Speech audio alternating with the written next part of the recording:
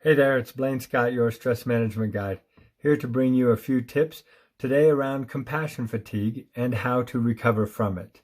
Compassion fatigue is not a disease or a disorder.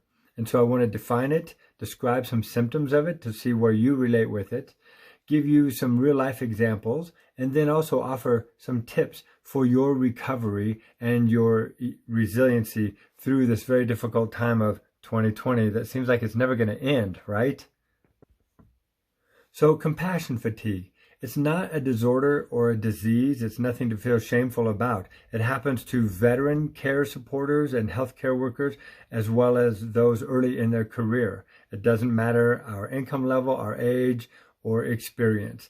Compassion fatigue is a set of symptoms that happen when we are giving of ourselves to those in need, be it humans or animals. Veterinarians experience a lot of compassion fatigue as well. So what it is a set of symptoms that we experience that really became more aware to our public after the events of 9/11, 2001, where frontline workers and emergency workers were getting extremely fatigued. It wasn't classic depression, it wasn't suicidal thoughts, and yet they were drained of their life energy to live the life they were feeling called to live and want to serve as well. Compassion fatigue usually goes down two paths for people, and sometimes in the same day you might experience some of each. One of them is stress. It's too much expectations, too much work, too much responsibility on me, too many deaths around me, too many hardships around me, and I can't keep up with it. And so we get really stressed up, which is an exhausting effect on our being, as you well know. And the other one is burnout. Burnout is not enough. Not enough time to get it all done, not enough energy to get it all done, not enough space for my healing or recovery, not enough sleep, etc., etc. And so if stress is drowning in being overwhelmed by so many things to do and not having enough time and energy to do it, then burnout is in the desert where we are just drained, we're empty, and we got nothing left to give. Here's an example right here in Colorado from our wild horses.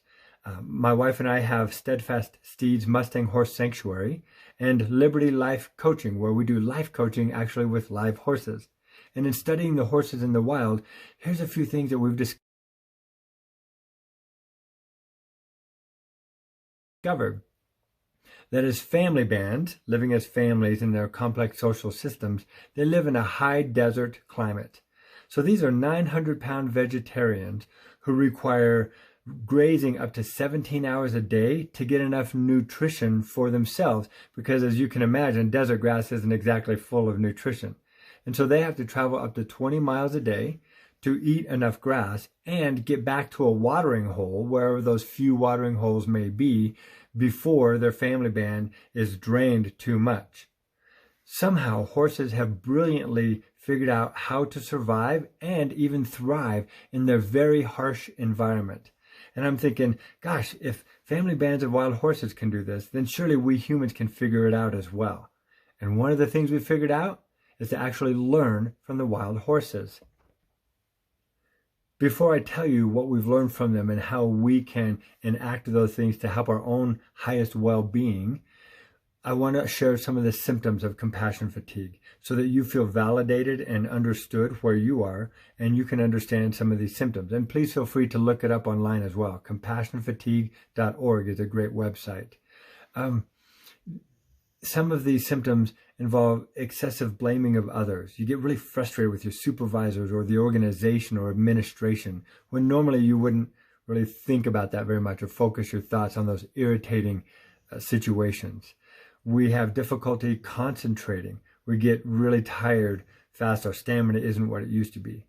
Perhaps we sleep restlessly instead of peacefully. We forget to eat as much, or we're just looking for comfort food, which tastes good in the moment, but it's not as good for us, for our energy, for our stamina, for our well-being. We might get chronic physical ailments and flashbacks to a traumatic event or several events. Compassion fatigue involves grieving and loss. And when we are fatigued, we don't take the time or the safe space to grieve and to mourn. And so it kind of gets bottled up inside of us because we just got to be strong and push on. And I'm here to tell you personally, from experiencing deep compassion fatigue a number of times in my own life, that is not the path that serves us well, and it doesn't end up serving others well.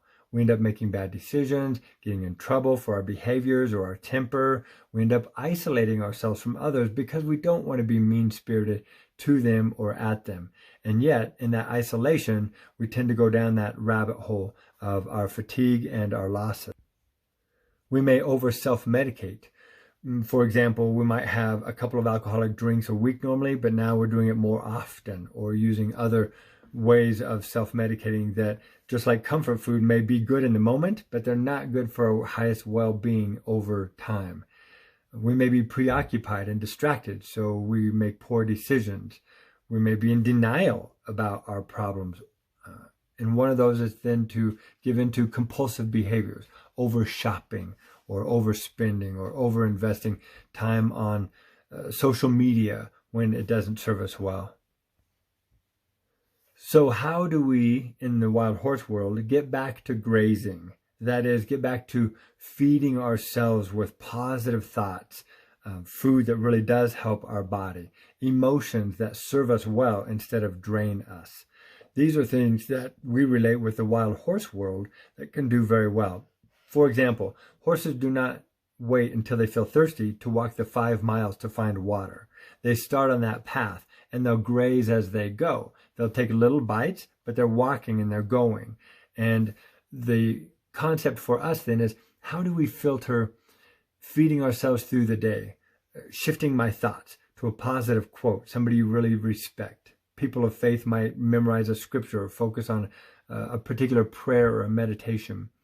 And yoga practitioners may go to an extra class that week or do some extra sessions. So those are things that we can do to feed ourselves, recharge our batteries along the way. One of the worst things about compassion fatigue is it's like a mobile app happening behind the scenes on your phone. You don't even know what's happening. And when you look down at your phone, all of a sudden you got 3% left and the red light's flashing and you're in trouble and your phone's going to die. Compassion fatigue does that when we're unaware of it. And what's helpful to be aware of is, how do we feed ourselves? What are the hobbies, the interests? Not to escape recovery or our situations. Taking a break from it is nice, but it's not that helpful. When we take a break or when we get away from it, it's important to do some life-giving grazing activities. So drinking water, eating good food, going for a walk or exercise, being outdoors is really helpful for us. Relating with those people who do not drain your batteries. You know, it's one thing to be able to talk to other people about it, but then if they jump on the bandwagon with us, then we all can end up more bitter instead of getting better. And it's very important for our health and wellness to continue to get better. The last tip I'd like to offer is that of one of releasing. When we can release things from our mind, our heart, our body, it has a very kind of decompressing effect for us. And it's important to do this before we go to bed and as we get up in the morning or early in the day before we get on with the agenda of the day, so that we have more clarity of thought and we can live in the present moment. Part of the brilliance of wild horses and tamed Mustangs that they bring to humans is how to live in the present moment, to not fret about the past or worry about the future, but instead to be fully here in the moment. And releasing helps us do just that. A releasing activity to do before bed and shortly after you get out of bed in the morning is really helpful, so you're clean, you're clear, you're living the life that you want to live, that you're in charge of you, not the world, not the boss, not the work environment, but you are in charge of you. Releasing involves some deep breathing, 4 seconds inhale, 4 seconds exhale, while also releasing lovingly, not judging, not being mean to others, saying, I want you out of here, but lovingly putting you in the hands of the universe, of God. I like to picture it as a canoe floating down the river, and I just put them in that canoe, the people I'm concerned about or the situations I'm worried about, and let them float down the river. So it's very peaceful, it's not violent or harsh, And therefore, I can say, you know what? I don't have to worry about it. I get to go and sleep and rest and renew without having to have those concerns. So while I'm deep breathing, I'm aware of the things that have worn me out during the day, and I'm releasing them and letting them go. People of faith might give it away to God or their higher being. And these practices then cleanse us. One of the guided imageries that's very useful for my life is to imagine, while I'm breathing and my eyes are closed, sinking deep roots into the ground. So I'm really strong and rooted and grounded. And then as I'm breathing, I imagine a cascade watering fall just cleansing me and washing over me like in a hot part of the tropical desert under a waterfall in a beautiful scene. And that releases some of that emotion. It washes me spiritually, mentally, physically. Just kind of be aware of rinsing off. And it's kind of a release, rinse, and reclaim your peace, reclaim your higher self. And so doing that activity before you go to bed, even before you start the day. And if there's moments in the day, like during lunchtime, when you can close your eyes and go to that really peaceful, happy place and do some releasing and let go of things, that can be very helpful for you to make it to the next watering hole where you get a longer break and a deeper recovery. My thoughts and prayers are with all of us going through this 2020 year of COVID-19, and I truly believe that we're going to be more resilient when we come out on the other end. But we have to care for each other in the meanwhile.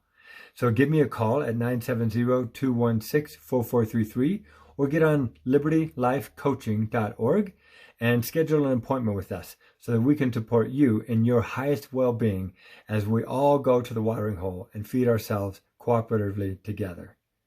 We're here to turn personal obstacles into possible opportunities, and you can do this. Take care until next time.